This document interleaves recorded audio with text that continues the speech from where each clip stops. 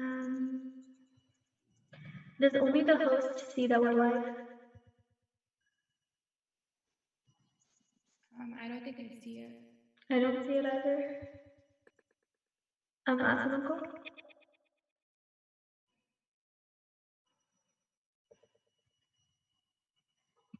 Okay.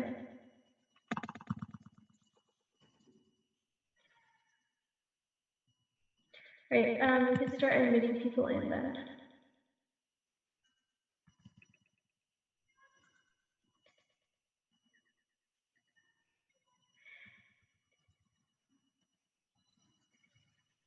Thank you so much, Awesome Uncle.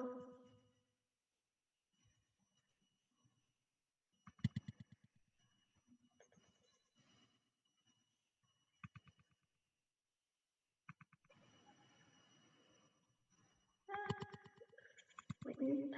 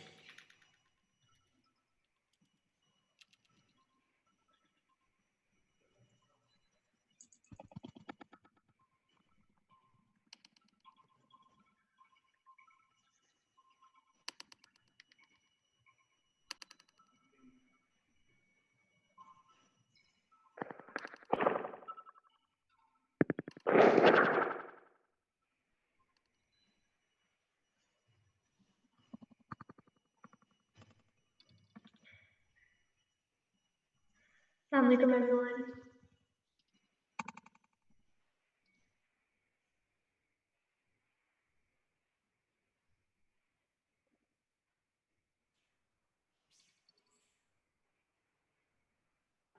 Assalamualaikum everyone. Thank you for whoever has joined today. Today we are going to be having an event with Maulana Hadi Yassin about obligations of Muslim youth during the movement. This event has, in collaboration with the Ahlul Bayt Youth Group, Muhabban Youth Group, and Ahlul Bayt Collective. I'll start off this program with the recitation of Quran by me. اللهم صل على محمد وعلى محمد وجل. أعوذ بالله من الشيطان الرجيم. بسم الله الرحمن الرحيم. إذا جاء نصر الله والفتح ورأيت الناس يدخلون في دين الله أفواجا فسبح بحمد ربك واستغفر إنه كان توابا صدق الله العلي العظيم. صلى الله عليه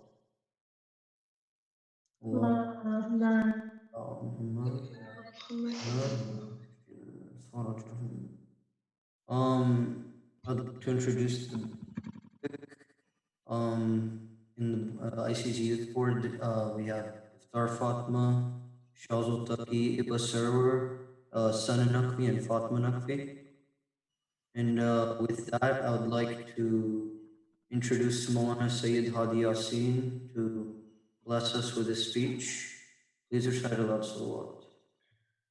اللهم صل على محمد. محمد وأجل الفرج. السلام عليكم ورحمة الله وبركاته. وعليكم السلام. وعليكم السلام. بسم الله الرحمن الرحيم. الحمد لله رب العالمين، الصلاة والسلام على سيدنا ونبينا حبيب قلوبنا وطبيب نفوسنا أبي القاسم المصطفى محمد. اللهم صل اللهم صل على محمد وعلى أهل بيته الطيبين الطاهرين، ولعنة الدائمة على أعدائهم أجمعين من الآن إلى لقاء يوم الدين. بسم الله الرحمن الرحيم. رب اشرح لي صدري ويسر لي أمري واحلل عقدة من لساني يفقهوا قولي.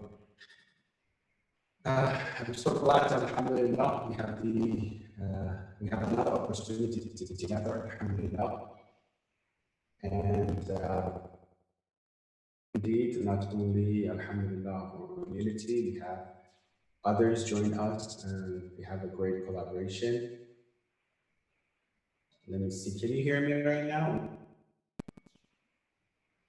It's a little staticky, but I can hear you. Let me see, let me change this to...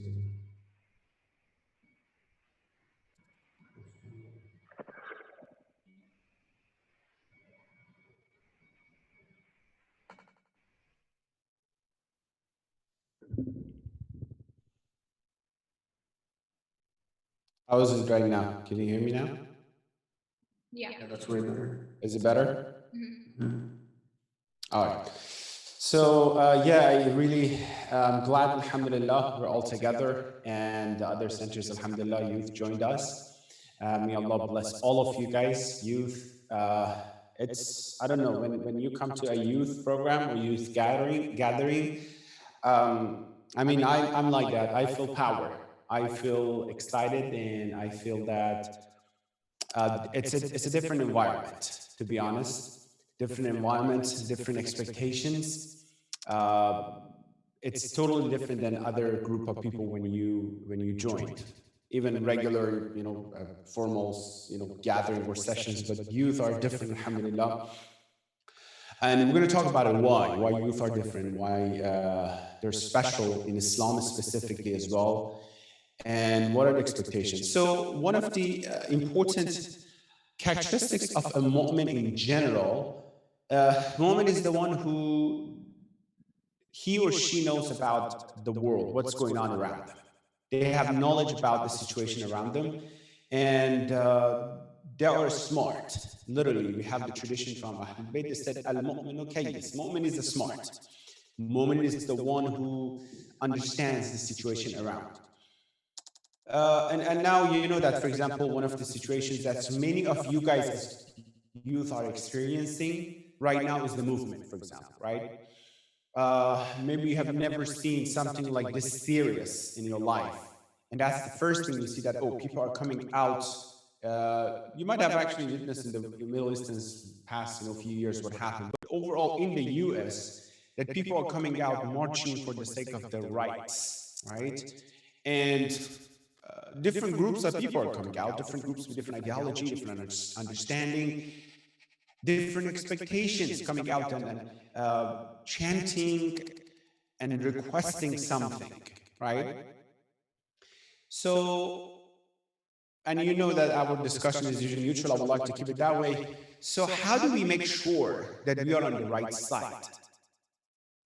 So because I think the first requirement or obligation of everyone, including youth specifically in any movement, is that they have to make sure they are on the right side.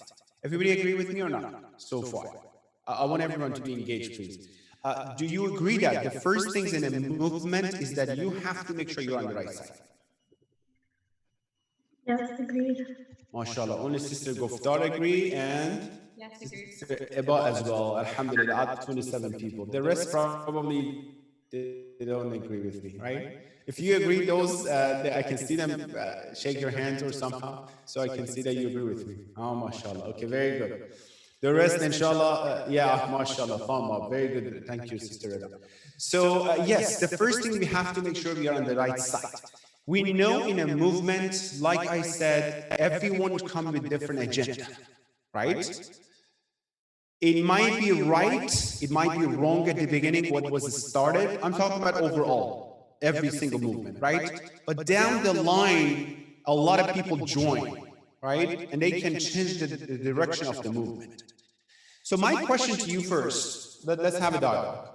My question to you first is that how do we make sure that in a movement we are on the right side?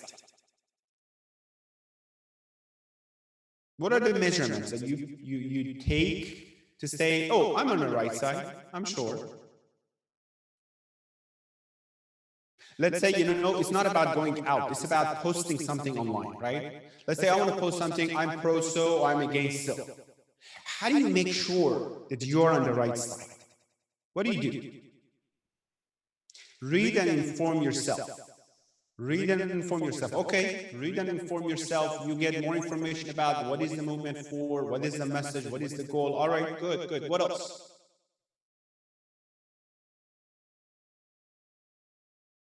Anyone? Talk to professionals. Talk to professional. What do you mean? Who are professional in the movement? Like most of the people who are more knowledgeable in the movement. Like who? Because, the head of each group, they're going to tell you, no, this is the right things. You have to come this way. You have to come that way. No, you shouldn't go there. You shouldn't come. You know what I mean? Who are the professionals? So I won't be confused in haq and batil. Or talk to people who, if you're against something, for example, talk to someone who's pro, so you can understand their point of view and see how their mindset works. Okay, okay. So, but who are the professionals? You said professional. So then they're not professional. Whoever, the oppositions. That's one way, by the way, to talk to opposition to see what are their agenda. Very good. What else? Someone says, see what they are fighting for. Okay, that's good. That's very good, actually. What else? I would suggest when you say professionals, I was thinking of not just activists, but academics, people who actually publish in the field in terms of even working alongside the activists, because they are on the ground and know the theory. Okay, very good. How do we make sure that those activists, they are on the right side? I think you can tell that sometimes from, especially on social media, based on what they kind of promote. And if they, I noticed even the ones that get the least interviews, sometimes they're the ones most passionate about the cause. And to understand that they're on the right side, they are able to detail personal experiences of others who are oppressed more than what the line of the organization is. Okay, okay. Go ahead. I was thinking you have to educate yourself first on both the sides, and then based on your personal values, you make a decision and pick a side. Because as a follower a little bit, we know that we have to stand with the people who are being oppressed. So I think it's pretty easy for us to choose the side and knowing who are being oppressed and who are the oppressors, and then we can choose a side. Ahsan, very good. Brother Shazil, can you read the last chat that we received out loud? What aligns with my values and those preached by Ahlul Bayt? It looks like the last two comments and others as well. It looks like I need to have a baseline of values. I need to have my own values, my own belief system set ahead of the time, so when it comes to the time of movement and crisis, the baseline and my belief system would help me to understand what is right, what is wrong. Are you following me? Right? So I have to have a template. That's what I believe in. I believe in, for example, Assistant Nisa said, if someone is oppressing someone else, for example, I need to stand for the oppressed one against oppression, for example, right? It can be social, even belief system. Belief that I have. So I need to have a strong belief system here to understand when something happened, because I might not have a time to educate myself that much in the middle of that crisis. Because everyone are pulling you to their side, right? This side of groups on social media or outside, oh, come to our side. Look, we are right because of this and this and this and that. They're going to give you a statement, right? 100 facts, we are right. On the other side says, no, they are wrong. Do not go to them. We are right. You know why? Because of this and that. You are going to be super confused in the middle of the crisis. We call it fitna. You heard about the term fitna, right? The crisis. In the middle of the crisis, you don't have time to educate yourself necessarily, right? Or you might be confused between haqq and batil. Imam Ali says one of the characteristics of fitna is the confusion between haqq and batil. It's not that clear. And it just takes 1 second for me to step on the wrong side. And batil, boom, gone. All right? Take that piece. Let me tell you what. Throughout the history of the insan and human being, everyone paid a lot of attention to youth, to young ones, and the power of youth, the energy that youth have. They pay special attention to it, and each side they wanted, and they want still, and they want to take advantage of that power and that energy for the sake of themselves. Right? From the beginning, if you pay attention, either haqq or batil. They want to kind of recruit the power of youth for their own side because they know the energy that it has. Look at every single movement, go to the history or revolutions. It started with who? With youth, with young ones, right? Because of the power, because with all due respect, the older ones, by the time they get to that mood that they have to do something or they have to stand up, it might be too late, right? The youth and the young ones are the one who are, look at recently the same thing, right? Youth starts. Wrong or right doesn't matter. First, youth come forward and they start something. Matter of fact, we have the hadith the letter 31st of Nahj al-Balagh. All right, beautifully. Imam Ali والسلام, he's saying that إنما قلب الحدث كالأرض الخالية ما ألقي فيها من شيء قبلته. The heart of a youth, a heart of a young man or woman, is like a empty, great piece of land ready for cultivation. Are you following me? Ready for cultivation. Whatever you put in this beautiful land, the land is going to accept. Imagine there is a farm. The land is so virgin and great, ready for, taking the seed and produce amazing and beautiful products, right? They said the quality of this land is great. Imam Ali says youth or young people are like this. However, here's the point of Imam. Whatever you put in this land, it's going to grow. If it's haqq, the haqq will grow. If it's batil, the batil will grow. Did you get the point? How important is that you understand the power of youth, right? So therefore, at the beginning of Islam, from the beginning of Islam and Rasulullah sallallahu alaihi wasallam paid special attention to youth. Do you know who Rasulullah started his invitation to Islam with? With youth. The group of youth who came to Rasulullah and they showed their loyalty to Rasulullah. Look what Rasulullah said about youth, technically about you guys. He said, أوصيكم بالشبان خيرا فإنهم أرق وأفئدة إن الله بعثني بالحق بشيرا ونذيرا فحالفنا الشبان وخالفنا الشيوخ. Rasulullah says, be kind and nice to youth.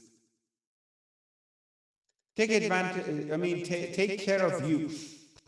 I was elected to be the prophet by Allah subhanahu wa ta'ala, and young ones supported me, and older ones they were opposite of me, and they denied my mission, and they were against me. The ones who helped me, they were youth, they were young ones. Tell me, who was the first young man who helped, who supported Rasulullah? Tell me, who was he?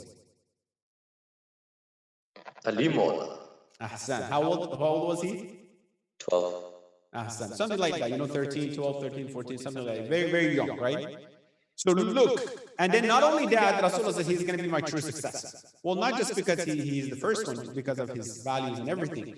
But look what happened here, that the power of youth. So let me tell you what.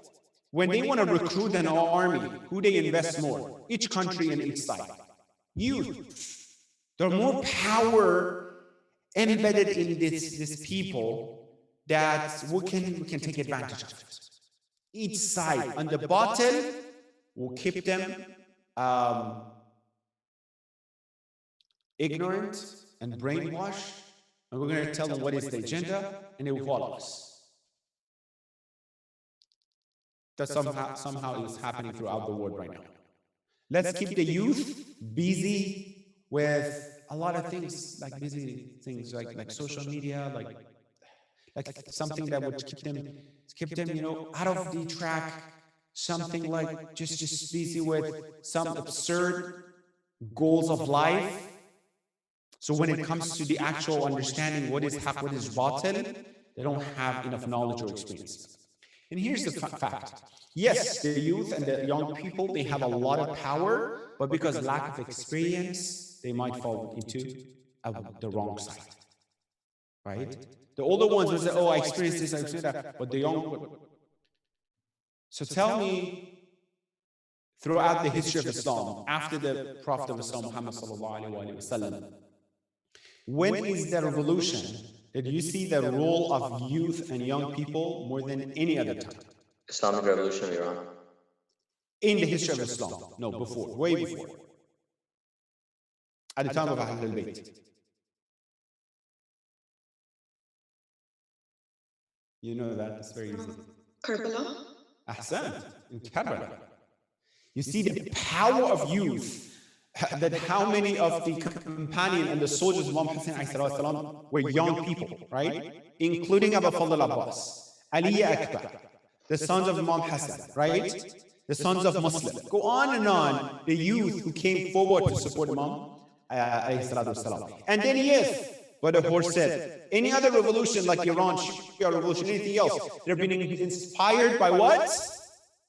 By the revolution of Imam Hussein. So if you want to talk about what are the obligations of youth during the movement, we have to take a look at Karbala specifically, because Karbala was a revolution, Karbala was a movement, right? To see what are the obligations of youth and what made them to be successful as the best, all right? So, therefore, going back to the first piece that I mentioned, if I want to make sure I am on the right side, I need to have the what? What did I say? The belief system, right? The baseline of values. What are my values? Let me tell you what, if my value, Sister Nisal mentioned this, if my value is only defending oppressed one, no matter what, would that be enough? Or I might think that, what if the oppressed one comes and shows that, oh, I'm the oppressed one? The other side comes, no, actually, I'm the oppressed one. You know what? Let's say in the current movement, right? Let's say the family of George Floyd and those who are supporting him comes and says, no, we are oppressed, or we see that, you know, he was killed. And the other side, let's, for example, assume the police community come and says, no, we are oppressed. You know, okay, that was a mistake, but why are you going against us? Do you get what I'm saying? Because now that in the social media, you see a lot of different comments. People are confused. Some people are supporting here. Some people says, no, you're doing this is wrong. That's right. So there are a lot of comments coming forward, right? So I need to have a set of belief system to help me in the middle of the crisis. Let me give you the example. In Ashura, Imam Hussein comes. Not only younger ones, even older ones made a mistake here. He comes, two sides are inviting them, specifically young ones. Imam Hussein comes and says, come and help me. I'm the Imam of the time, I'm Hussein ibn Ali, and so, come and help me. Yazid is coming and says, I'm the Khalifa of Rasulullah, subhanallah, I'm in charge, so come and support me. The one who goes, and then people, I'm talking about those who don't have a strong belief system, people get confused. Do you think, you know, the group of people who were in Karbala fought against Imam Hussein, there were those who were confused. They didn't know what is right, what is wrong. Really mixed up haqq and batil for them. Why? Because of Muawiyah and Yazid, they mix haqq and batil so much. Why? Muawiyah, he's praying. Muawiyah in the war of Siffin, he's having Quran on top of his spears, right? He's saying, come on, I believe in this. And the Muslim on the other says, what are we fighting with? Oh my God, they're Muslims. You see what I'm saying? So confused. Don't look at that piece of history right now. It says, oh, why the enemies of Imam Ali did this and that. If you are in the middle right now, consider yourself in the middle, right? It's difficult to understand what is right, what is wrong sometimes. War Jamal, you heard about this, right? That one of the wives of Rasulullah, he created against Amir al-Mu'minin. So what happened? Group of Muslims against each other. One side, the wife of Rasulullah, they call her al-Mu'minin, right? On the other side, this is a movement for themselves. On the other side, Imam Ali, the Khalifa of Rasulullah, the son-in-law of Rasulullah, the cousin of Rasulullah. Oh my God, which one is right? The wife of Rasulullah? Or look, the family of Rasulullah is, which one we should choose? That's why many people made a mistake. That's why many people were confused. Many people in the war, in the actual war, Jamal asked Imam Ali, Ya Ali, you know what's going on? These are all Sahabi on the other side. Talha, Zubayr, one of the best companions of Rasulullah on the other side. Are we going to kill them? You see how the movement can get to the fitna so confusing sometimes? Therefore, we need to strengthen our belief system. And you guys mentioned perfectly, there's no other values more guaranteed and better than Quran and Ahlul Bayt. If youth, they want to know what are their obligations first, and good job, guys. You mentioned educating ourselves first with Quran and Ahlul Bayt. What are the recommendations of Allah in a movement, in a fitna that we should take, that we should draw, that we should have, right? What am I supposed to fight for? Then if I have those guidelines, let's call them guidelines, right? If I have the guideline from Allah and Ahlul Bayt, Quran and Ahlul Bayt, then no matter what around the world I am, if something happened, I know what are my obligations, what are my duties towards that, all right? So therefore, let me tell you another example. Prophet Yusuf, Hazrat Yusuf, when Zulaykha invited him to do something, wrong and unrighteous, what did help him? Do you know? Quran says, you know what helped him? It was the dalil, it was the burhan, it was a proof that we gave him to Yusuf. Otherwise, he would fall into that haram. And many of Mufassirin are saying that proof is the history of Yusuf, that he kept himself pure, that the values that Yusuf had. Yusuf came and says, probably, I have the choice to sell myself to shaitan for cheap right now and have some pleasure right now, some short pleasures, or keep myself pure for the sake of Allah subhanahu wa ta'ala, which I know he will reward me better than shaitan, right? And he would pass the test. So what happened here then? I need to educate myself about Islam, the values of Ahlul Bayt. When you review the history of Karbala, you set your values, the what are right and the wrong. Okay? Good. Therefore, we need to, the youth, they need to combine their passion, their power, their energy with what? One of the characteristics of mu'min youth in the movement is iman, with iman. Look at what I said again. The power, youth comes with power. The power, the passion, the energy comes with what? Iman. So, the iman is a filter. That the power and the energy and everything comes through this filter and comes out beautifully and righteously. Otherwise, there can be a youth that is so powerful and go, do something wrong, right? The energy should be. When the filter is iman, keeps the young ones away from stepping in the wrong side, from going into the deviation from the right side. All right. Now, let's talk about some of the characteristics of mu'min, powerful young people who are mu'min people who are supposed to have in a movement. What are the characteristics or what are the requirements that a mu'min young man and woman should have. So when it comes to the movement, they know what kind of role they have to take. Tell me what comes to your mind. Let's review together. Go ahead.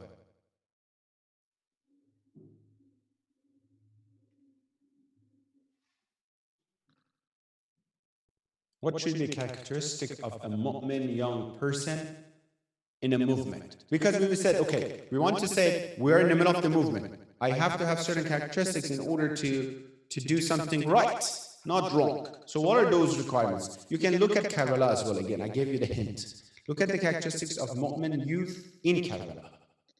Go ahead. Oh, go where you were saying something. Bismillah. So I think once you pick a side, it's very important to like stand firm with it, and like even if you're the only one who is there, still support whatever your point is. Because we have seen Imam Hussein in the Battle of Karbala, he was the only one left, but till he died, he didn't like, his message was the same. Good. You're saying that stability and loyalty in what you're standing for. Good, good, very important. Okay, what else? I think not treading over. No, go ahead. You got it. Just to kind of go off what Anissa was saying, I think openly declaring what is right and openly declaring what is wrong. So not having a super neutral stance, because I think that's being neutral is just as dangerous as being on the side of the opposition. So I think being open about your intentions and what is right. Beautiful, very nice, good job. What else? Something that someone mentioned in the chats was having an open mind, always evaluating new information to reevaluate if you're doing the right thing or wrong thing. Good job, very good. Always evaluate yourself, okay? I think not treading over the leader. Like if the leader says something, you don't second guess it or go ahead of them. Because in like Siffin, when they were attacking the army, they basically saw the Quran and the spears, and then Malik Yashta said attack, but they didn't listen to him. So it's I think important to stay behind the leader instead of going in front of him. Good, very good. Loyalty to the leader. What else? What else we see in the history? You can go on the other side, not just in Islam. Look at, say, all those revolutions that were on the right side, right? Gandhi, he had the right revolution to fight with, whatever he fight with, and British people at that time. So he was on the right side. He was tortured a lot, okay? So what made that person to be successful?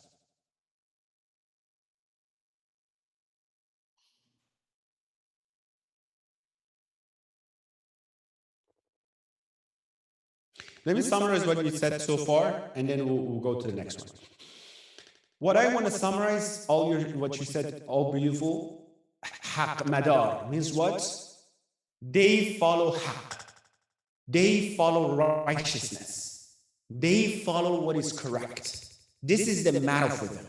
Doesn't matter who is on the haq side. Look at this. It doesn't matter if it's my cousin or it's the person who I don't like. If they are on the haq side, I'm going to go with them. Haq madar. They rotate around haq. One of the characteristics of Ahlul Bayt in Ziyarat al-Joshan about Ahlul Bayt says, you are haq, you are with haq, مع الحق الحق مع علي وعلي مع الحق. Haq is with Ali and Ali is with haq. You know what? Means haq is Ali. If you want to see, don't look what haq is Ali actually. So let me give you this example. Sometimes you go in the street, you said you're looking for an address. Imagine you don't have your phone, you don't have GPS, right? You say, brother, excuse me, yeah. Do you know this address? Oh yeah, you know what? You go straight, on that side, left, over there is the house of your house, whatever you want to find. Okay? All right.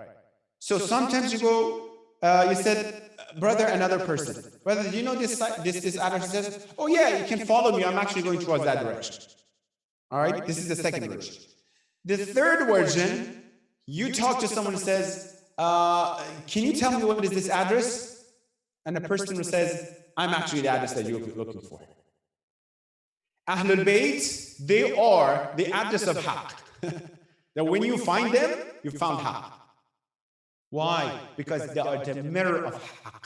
Because whatever they do, it's all based on Haqq. Why? Let's prove it from Quran. Bismillah ar-Rahman ar-Rahim. Innama yuridullah. You heard about ayat Tathir, right? لِيُذْهِبَ عَنْكُمُ الرِّجْسَ أَهْلَ الْبَيْتِ وَيُطَهِّرَكُمْ تَطْهِيرًا. Salawat.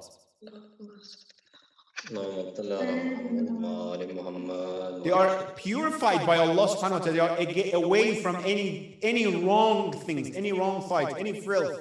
They are away from it. They are all haqq and immaculate, right? So haqq is on their side, on their right. So number one, haqq madar. So who said that? I think Sister Tazeen said that. You have to know what side you're standing on. It's very important. At the day of Ashura, we had 3 different groups of people. Did you know that? Group number 1, enemies of the friends of Imam Hussein and the soldiers of Imam Hussein, right? Group number 2, the enemies of Imam Hussein. Do you know which one are the third group? The ones that, the bystanders, the one that heard about the dhulm but didn't do anything, is that? Yeah, the ones that didn't come forward to be with haqq or batil. But that means they were with what? Tell me. With batil. Look at the characteristic, again, one of the obligations of youth. Muawiyah told the tribes of Arab Iraq at that time, guys, if you don't want to help me, that's fine. Just don't help Hussein. I'm going to give you money and gift. Don't help me, that's fine, but help Hussein. Do you know what Imam Hussein said? Imam Hussein says, I don't accept anything except you come and help me. Because I'm haqq. Because not him, because his path is a haqq. You see the difference between haqq and batil? No. You need to act upon haqq. If you stay away from haqq and not supporting haqq, it's equal to supporting batil. Ziyarat waris or other ziyarat you heard and you recite. What did they say? Those people, we curse those people that they heard about what happened to Imam Hussein and they were just satisfied. They didn't even do any action. Today, I post something online and that just supports oppression anywhere around the world. Look at this. Anywhere around the world. I'm saying based on hadith. You post something, I'm not sure if this so-and-so, I'm not sure if that's so-and-so, you are going to be on the side of those who are either haqq or batil. You heard about this. After the war of Siffin, one of the soldiers of Imam Ali came and says, I have a young brother, he really wished to be with you and with us today. Imam said, did he agree with us? That we are haqq. He said, yes. Imam says he actually fought with us because he had the intention. That means, and Imam says, those people who are in the wombs of their mother or they will be born later, that they wish to be with us, they're going to be shared with the thawab of what we did. There you go. Haqq madar. The youth, the Mu'min youth in the movement, they are looking for haqq and what is the truth. Now tell me, we're still confused. What is haqq, what is batil? Whatever Quran and Ahlul Bayt said. That's it. Cut. Nothing else. So it can be social. It can be in the US or Europe or Middle East or Asia. It doesn't matter. I have a template. I take that, put it in the table of the Quran and Ahlul Bayt, then I see what is right, what is wrong. Then I see if they are oppressing someone or some people somewhere, no matter what. Then I have to stand up. Then I have to speak out loud. I do not agree. Me can be just posting something online. Me can be going outside saying something. Me can be giving a lecture. Me can writing something, article. You know what I mean? So somehow showing my responsibility. Haqq madar. You know where I got this? To look for haqq all the time? I'm going to ask you. The son of Imam Hussein, Ali Akbar, right? He had a beautiful doctrine of the role of youth in the world. I call it the doctrine of this topic that we have, which is the role of youth in movement. So who knows that statement that he said? Let me tell you what happened. Imam Hussein was on the horse they were going towards Karbala, right? And then Imam fell asleep a little bit. He got a little nap and he woke up and he says, Inna lillahi wa inna ilayhi raji'un. You heard about this ayah. We're all from Allah, we'll go return to Allah subhanahu wa ta'ala. Then Ali Akbar was next to Imam Hussein on the horse, they're going, right? He says, oh father, what happened? He said, I had a dream, a moment that I saw that the angel are behind us, the angel of death is behind us. And he's saying that this caravan is going and the death is following them. Ali Akbar says something at that occasion, or that moment. You know what he said? That's the doctrine that I'm talking about. Who knows? Is it death is sweeter than honey to me? No, that's the night of Ashura, and that's the son of Imam Hassan. Oh. What Ali Akbar said, which is about haqq, by the way. I know you heard about this multiple times. Sister Gufta is going to give a good gift, inshallah, for those who answer. Exactly, brother Iman, mashallah, Sister Iman. Aren't we on haqq? Awalasna al haqq? He says, oh father, I have a question. What is it? So we're going and we're gonna become shaheed. Yes. Are we on the right side? Imam says, yes, sweetheart, we're on the right side. Then he said, there's no fear. We're going to be shaheed for the sake of haqq. That's it. The doctrine of the youth movement, when it comes, the youth role in the movement. We are supposed to be on the haqq side, which all our time should be spent first to make sure if this side is haqq or not, right? All right. Any other ideas that you have regarding the characteristics of mu'min youth in the movement? So imagine, all right, I recognize haqq. Many people recognize haqq, but they didn't have something that we're going to say right now. They didn't have something to stand for haqq. What is it?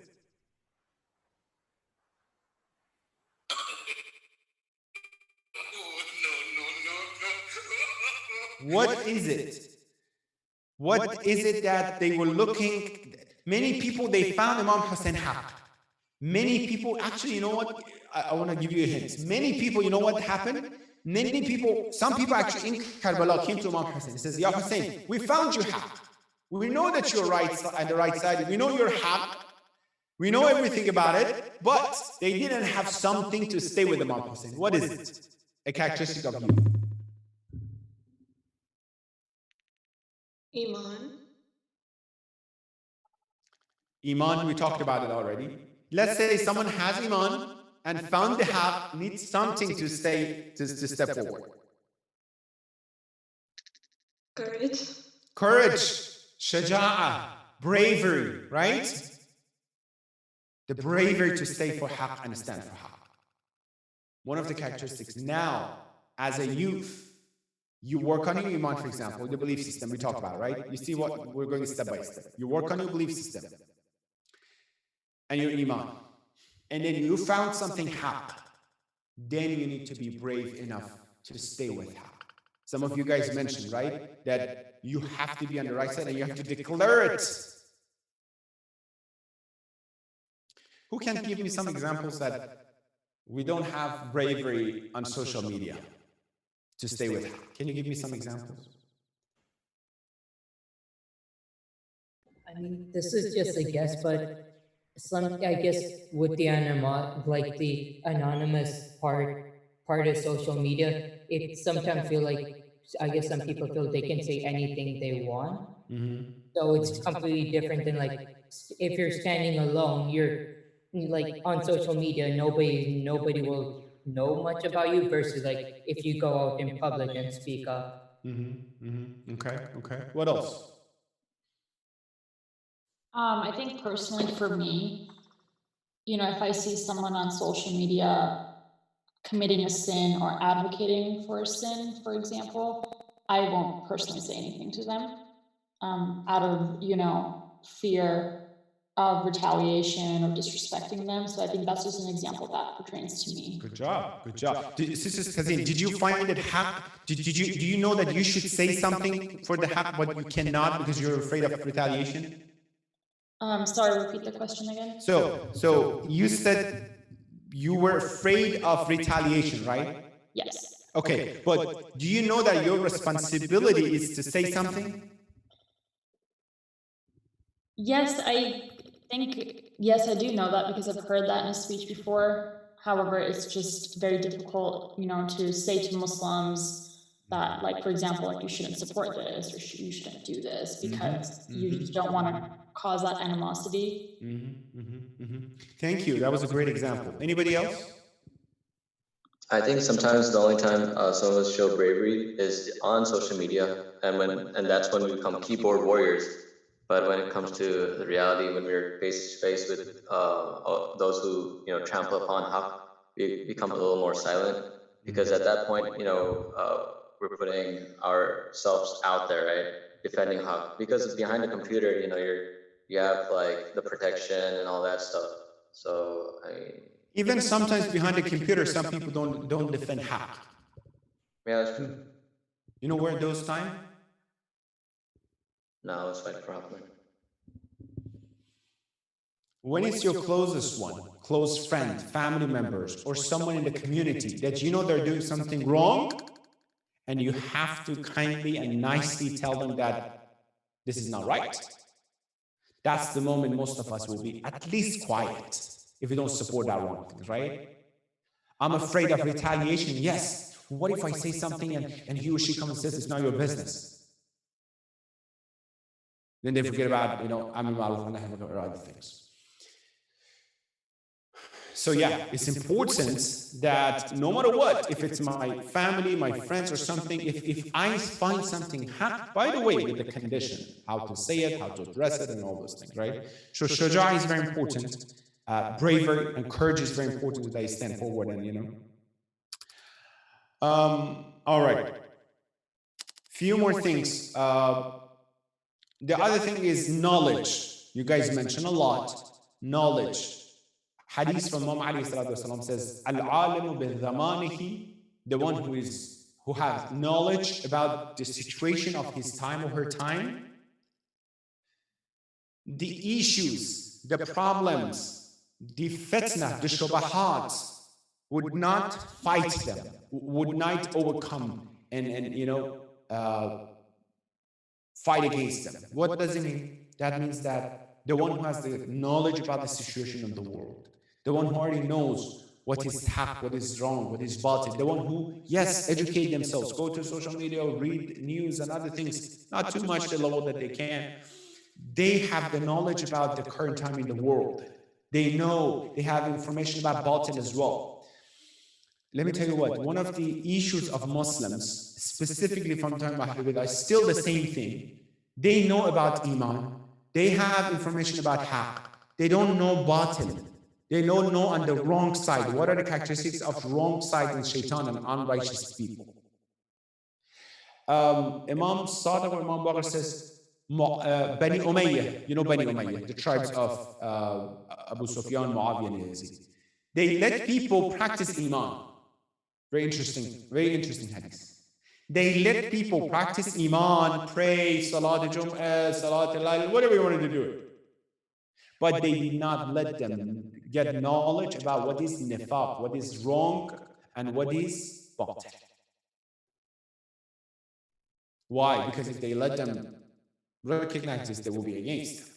Sometimes we have information about our friends, but we don't have information about our enemies.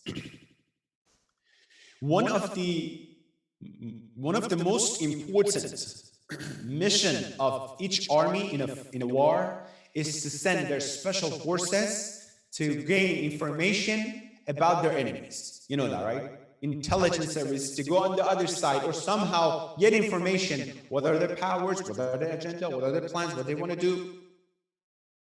We need to have knowledge about the plan of shaitan and unrighteous people and batil that they want to do it, right? The more knowledge we have, the more information we have, the more we study, the more we get information. And let me tell you another thing about our role in any movement. We shouldn't be too late to stand for haq, but we shouldn't rush into supporting something. Do you get my point? You have to be sure but make sure that you're not too late, because some people wanted to be too short to help Imam Hussein and they were too late, right? Not to be too late, but don't rush into this. As soon as something happens, some post comes, oh, okay, no. And then the other one, intuition. We call it basira. It is important that we work on our orientation, we work on our side, we understand these things, and to have intuition about the movement when it happens. So to make sure we're not supporting batil. Again and again, I'm going to tell you something that batil means the wrong side, right? Comes with a clothing of haqq. Quran says, the haqq wears the clothing of batil. They show it this way. And batil wears the clothing of haqq. So that's in the movement, we have to be very careful when it comes to this. Any other characteristics come to your mind to tell me about what should we have or what comes to your mind in the history that someone should have? I just summarized a few of them. Anything else comes to your mind?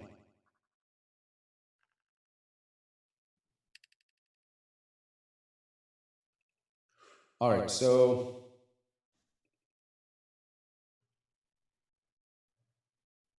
okay.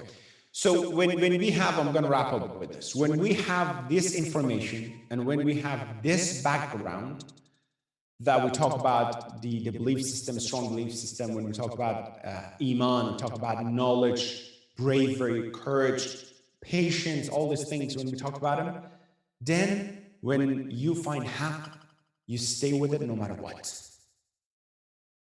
Again, Abu Fadl Abbas is a perfect example of it. He found haqq. He was still, the son of Imam Ali, and so he found haqq and he sacrificed himself for haqq because of his loyalty towards haqq. Because he didn't sacrifice first himself for Imam Hussein, his brother. He sacrificed himself for what? For haqq, the Imam of his time. Now that I said the Imam of his time, let me finish with this. Anytime a mu'min youth wants to do something, should analyze it with the Imam of his time, with the satisfaction of the Imam of his or her time.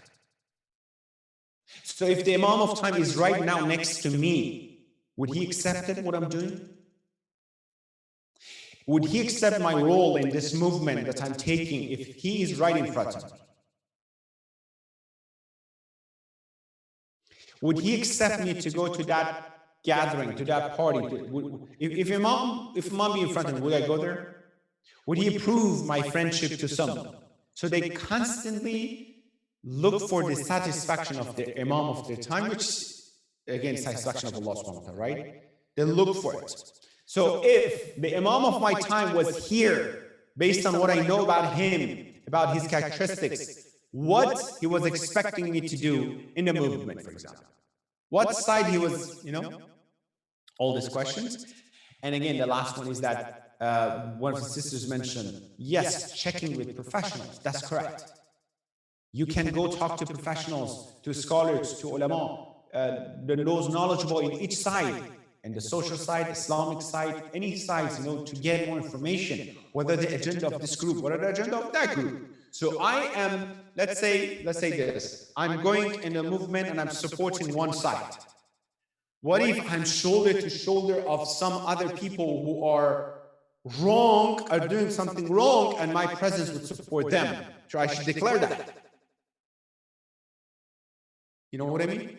That happens in the history of Islam, that a group of people wanted to be against other ones, but they supported the wrong people on the right side, wrong side. So we have to be careful on that side as well, inshallah. All right. It's already 7 o'clock almost. So any question, guys? So let's go to the question, inshallah, if you have any questions, so we can. So we have a lot, actually, so I'm going to try to get through all of them.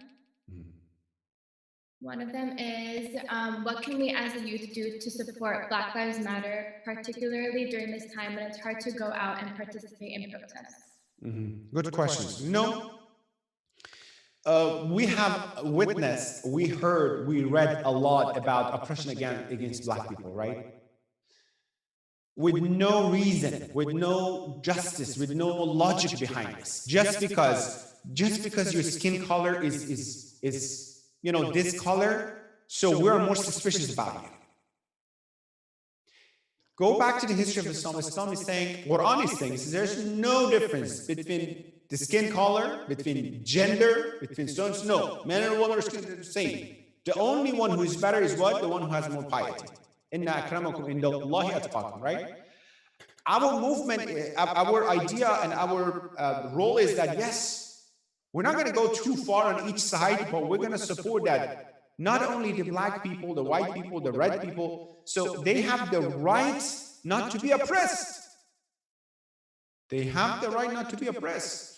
The way that we treat others, we have to treat ourselves as well. So our role here is that, yes, we talk about it, we support what is haq. And again, this might be a template. I want to say something else. Yes, today we're saying that Black Lives Matter, right? We support our brothers and sisters in color. But when it comes to Muslims, how about that? How about when in the Yemen and Bahrain they are killing Muslim sisters and brothers and innocent children? Do we stand for that as well? Do we do something social as well? Do you get my point? So this is a template that we shouldn't discriminate ourselves because it's a movement in the US, so we're going to stand up. But if something happened in the Middle East, it doesn't matter, right? No. For us, so here's the thing. Today is about our brothers and sisters in Black community, but it's just one example. So that's what I want everyone to know. That's one example to be against oppression. Now, yes, it can be a white people or black people who are doing something wrong, right? It can be a Muslim person who's doing something wrong. We don't defend that is what is wrong. But overall, our stand is that we stay with justice and we condemn injustice.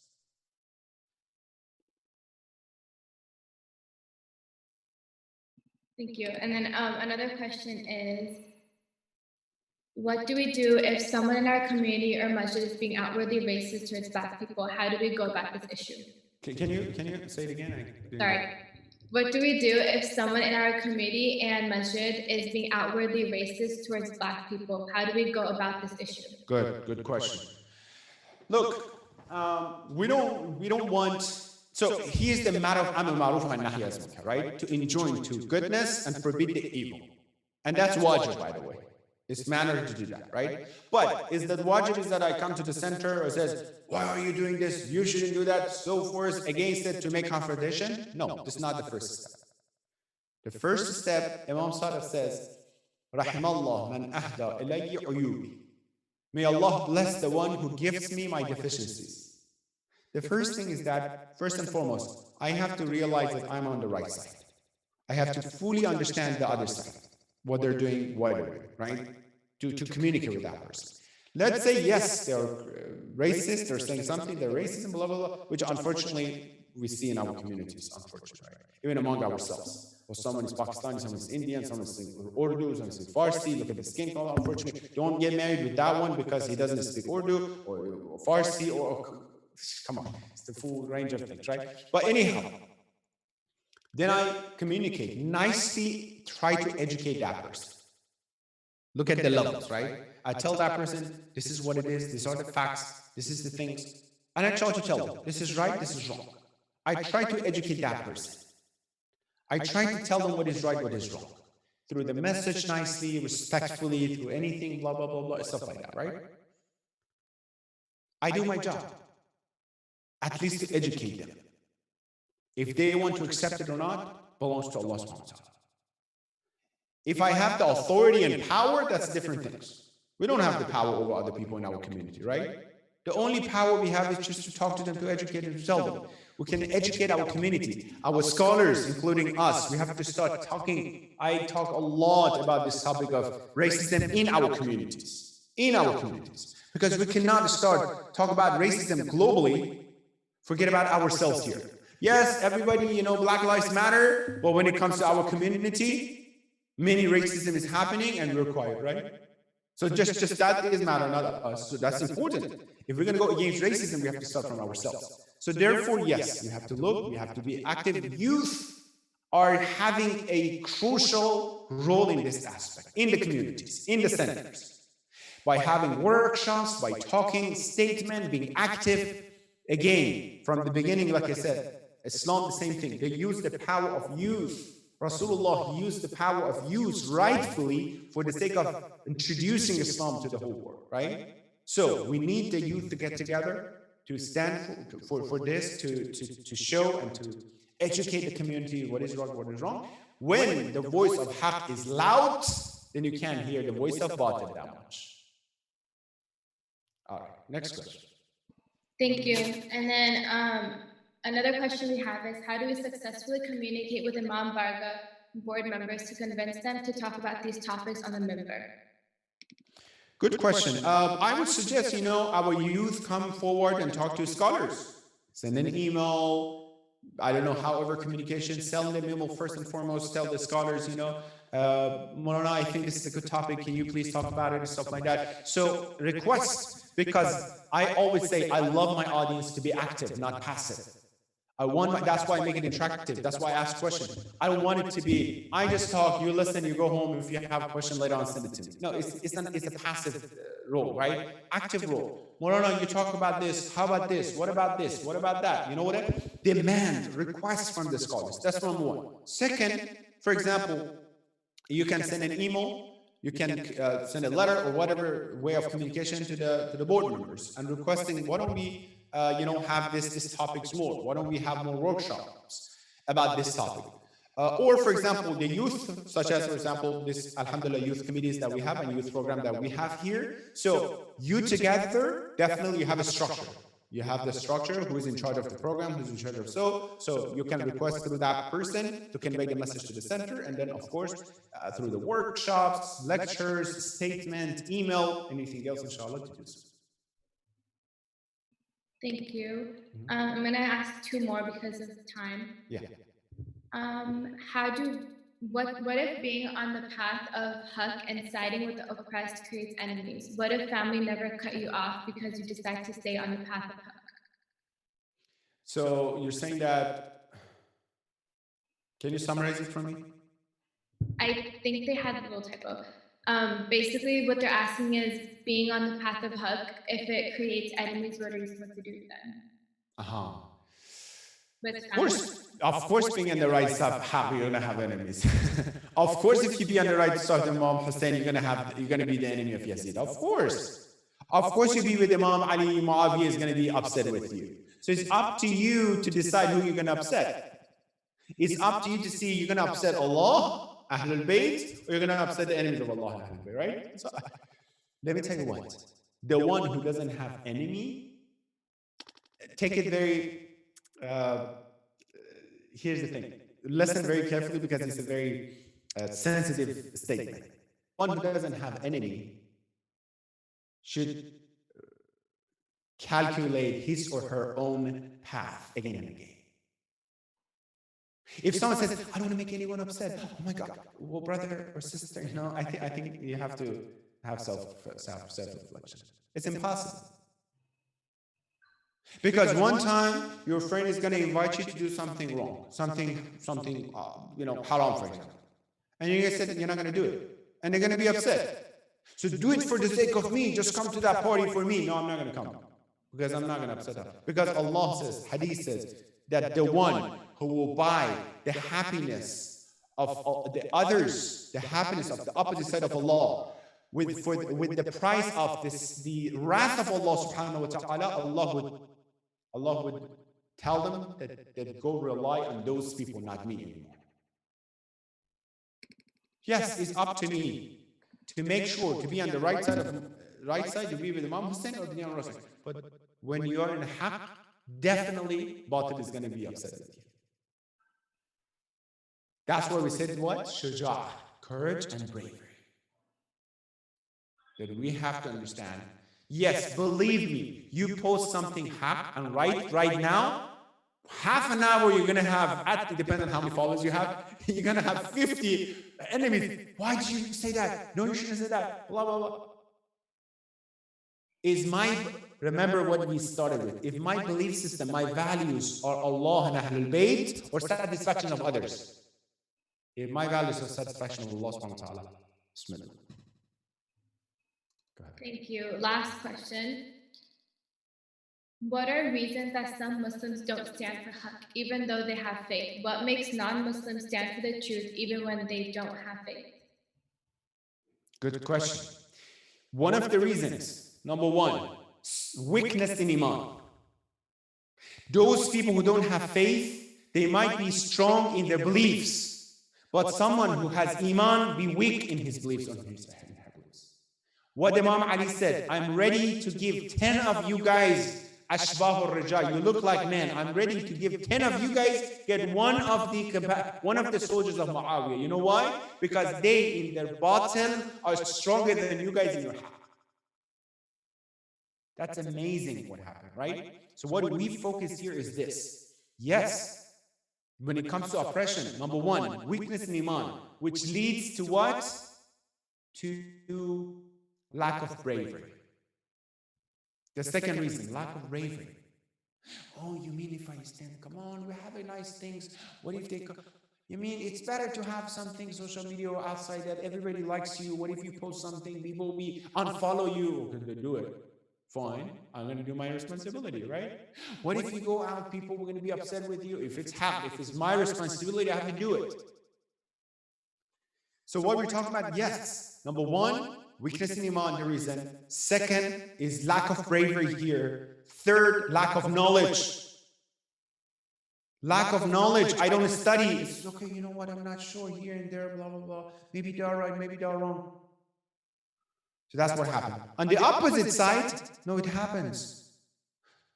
For example, many of even non-Muslims throughout the history, Nelson Mandela, right? Who stood for justice. What did he do? He didn't have the specific faith of Islam or something. Well, what did he do? He believed in the justice for his community and his country. He stood for it and he did it. So now we have a lot of Muslims who don't do this because, like I said, lack of belief and bravery, lack of knowledge, lack of experience, or many other things, they don't do it. Therefore, why? Because all these things that we mentioned for youth, they should have all these requirements, the Iman, the belief system, the bravery, the loyalty, and all these things.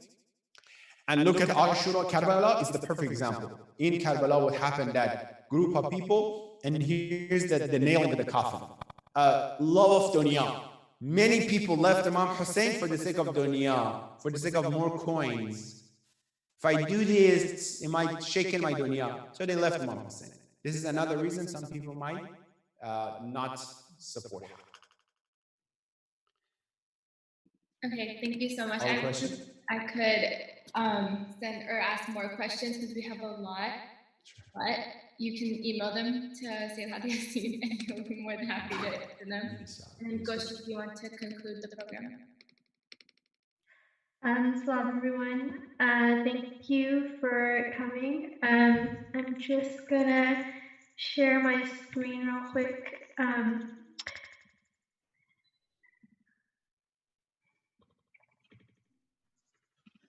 Okay, so we have a few resources for everyone that they can follow if you would like to take action during these times. So one is giving donations, maybe to families that are going through the tragedy of losing a loved one. Also finding and using reliable resources to gain knowledge and provide for others during this movement. Educating yourself, and then saying the names of those who have passed away. And this is a list of things. So this link, it is not a resource, it's not a resource for you guys to pay towards families, but rather this is a resource to donate towards different campaigns and movements that are going on during this time.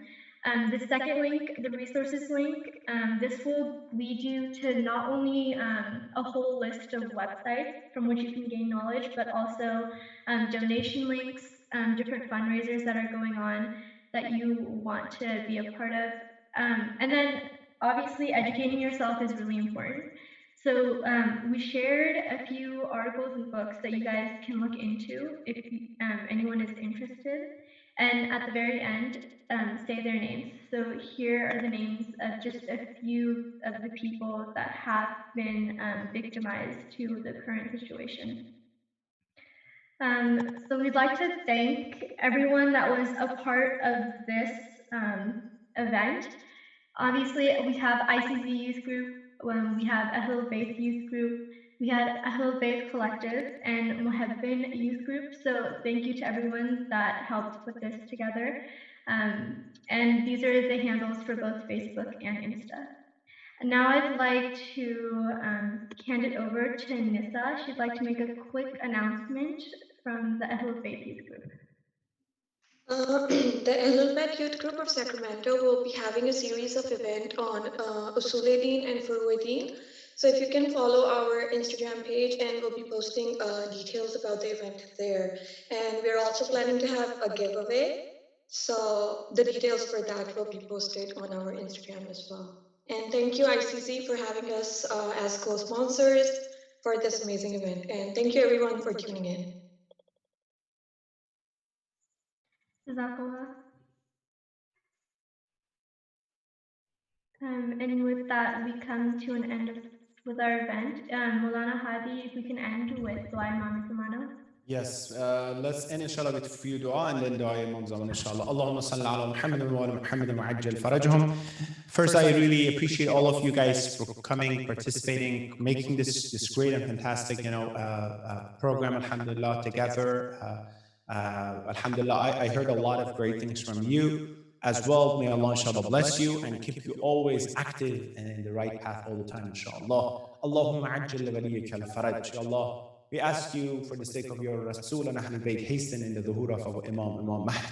Ya Allah, let us be active. Let us be among the supporters of the zuhur of our Imam. Let us be with Imam, inshallah, after the zuhur of our Imam. Ya Allah, always inspire the haqq and show us the haqq in the middle of the crisis and fitna. Ya Allah, let us always be with haqq and support haqq and Quran and Ahlul Bayt. Ya Allah, Ya Rahman, Ya Rahim. Keep us away from batil, keep our generation from batil. Ya Allah, Ya Rahman, Ya Rahim. All those who are being oppressed all around the world, they need support, provide opportunities for their freedom and support. Ya Allah, Ya Rahman, Ya Rahim. Those who have no one to pray for them, to help them. Ya Allah, you be the wakil and you be the one who take the right and support them. Ya Allah, those who are sick, heal them all at this moment, and those who passed away, send the thawab out of our gathering to their soul, inshallah. Bismillah ar-Rahman ar-Rahim, Imam Zaman all together.